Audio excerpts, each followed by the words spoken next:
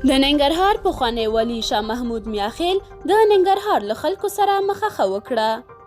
د ننګرهار پخوانی والي شاه محمود میاخیل په یوه ستره او پرتمینه غونډه کې د ننګرهار له خلکو څخه مخه واخیسته او هغه د ننګرهار د بېلابېلو خلکو له لورې وستایل شو. د ننګرهار والي د دفاع وزارت مرستیال ټاکل شوی دی. نوموړی څو کاله مخکې د ننګرهار د والي په توګه وټاکل شو چې د هغه د ولایت پر مهال په ننګرهار کې د کلدارو پر راکړه ورکړه هم بشپړ بندیز ولګېد.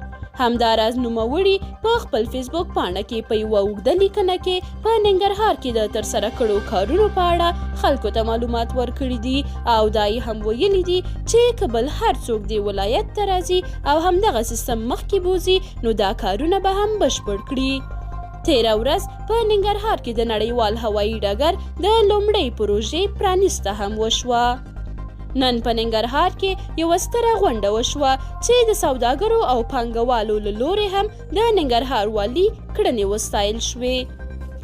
پانګوالو او سوداګرو د فساد د له منځه وړلو، سوداګرو ته د سهولتونو رامنځته کولو او د دوی امنیت ته د پاملرنې له امله نوموړی وستایه.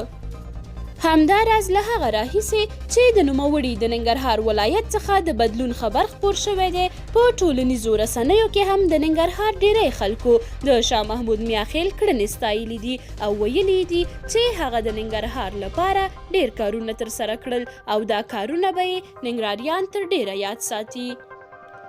د ننګرهار ولایت مقام مطبوعاتي دفتر وایي چې شاه محمود میاخیل له ننګرهار څخه تر تګ مخکې د ولایت مقام مسؤلینو او مامورینو ته هم ځینې سپارښتنې وکړې. شاه محمود میاخیل دوی ته وویل چې د رامنځته شوو اصلاحاتو او جوړ شوي سیستم ساتلو او پرمختګ کې لازمې هڅې وکړي.